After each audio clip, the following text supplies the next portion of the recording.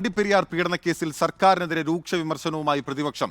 പ്രതിയെ രക്ഷിക്കാൻ ഒന്നാം ദിവസം മുതൽ സർക്കാർ ശ്രമിച്ചതായി പ്രതിപക്ഷം ആരോപിച്ചു. കേസിൽ ഒരു തരത്തിലും വിട്ടുവീഴ്ച ഉണ്ടാകില്ലെന്നും കർശന നടപടി ഉണ്ടാകുമെന്നും മുഖ്യമന്ത്രി മറുപടി നൽകി. അതേസമയം APP അനീഷയുടെ ആത്മഹത്യയിൽ ആരോപണ വിധേയരായ 2 ഉദ്യോഗസ്ഥരെ സസ്പെൻഡ് ചെയ്തതായി മുഖ്യമന്ത്രി സഭയിൽ അറിയിച്ചു. വണ്ടിപ്പെരിയാർ പീഡനക്കേസിൽ പോലീസിന്റെയും പ്രോസിക്യൂഷന്റെയും വീഴ്ചകൾ ചൂണ്ടിക്കാട്ടിയായിരുന്നു പ്രതിപക്ഷ വിമർശനം.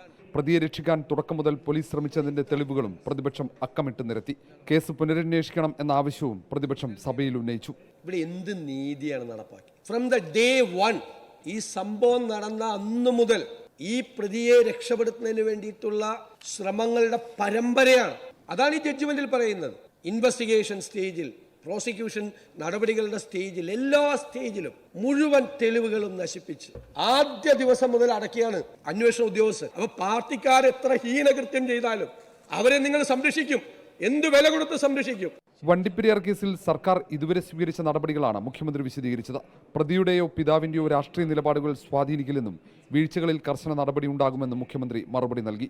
ഇവിടെ വണ്ടിപ്പെരിയാർ കേസിൽ സംഭവിച്ചിട്ടുള്ളത് തീർത്തും നിർഭാഗ്യകരമായ ഒരു കാര്യമാണ്. ഒരു തരത്തിലുള്ള ആശങ്കയും ഉണ്ടാകേണ്ടതായിട്ടില്ല. പ്രതിയുടെ ഏതെങ്കിലും തരത്തിലുള്ള രാഷ്ട്രീയ അഭിപ്രായമോ പ്രതിയുടെ അച്ഛൻ്റെ രാഷ്ട്രീയ നിലപാടോ ഒന്നും ഗവൺമെന്റിനെ സ്വാധീനിക്കുന്നതല്ല. ഗവൺമെന്റ് മുന്നിൽ ഹതഭാഗ്യയായ ആ കുട്ടിയുടെയും കുടുംബത്തിന്റെയും പ്രശ്നമാണ്.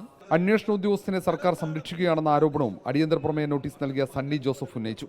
ഈ അന്വേഷണ ഉദ്യോഗസ്ഥന്റെ പേരിൽ ഇതിനു മുൻപ് ഇത്തരത്തിലുള്ള ആക്ഷേപങ്ങൾ ഉണ്ടായിട്ടുണ്ട്. സമാനമായിട്ടുള്ള കേസുകളിൽ കുറ്റകരമായിട്ടുള്ള അന്വേഷണം നടത്തിയതിൽ അദ്ദേഹത്തിനെതിരെ നടപടിയെടുക്കണമെന്ന് റിപ്പോർട്ട് വന്നിട്ടുണ്ട്. പക്ഷേ അദ്ദേഹത്തെ രക്ഷിക്കുന്ന സമീപനമാണ് ഗവൺമെന്റ് സ്വീകരിച്ചത്. മുഖ്യമന്ത്രിയുടെ മറുപടിയിൽ സ്പീക്കർ അടിയന്തര പ്രമേയത്തിന് അവതരണാനുമതി നിഷേധിച്ചു. തുടർന്ന് പ്രതിപക്ഷം ഇറങ്ങിപ്പോയി. അതേസമയം അസിസ്റ്റന്റ് പബ്ലിക് പ്രോസിക്യൂട്ടർ അനീഷയുടെ ആത്മഹത്യയും സഭയിലെത്തി. സ്ഥലം MLA GS ജയലാലാണ് വിഷയം ഉന്നയിച്ചത്. സംഭവത്തിൽ ആരോപണ വിധേയരായ 2 പേരെ സസ്പെൻഡ് ചെയ്തതായി മുഖ്യമന്ത്രി അറിയിച്ചു. DDP Abdul Jaleel, APP Shyamkrishna AR എന്നിവരെയാണ് സസ്പെൻഡ് ചെയ്തത്. റിപ്പോർട്ടർ, തിരുവനന്തപുരം.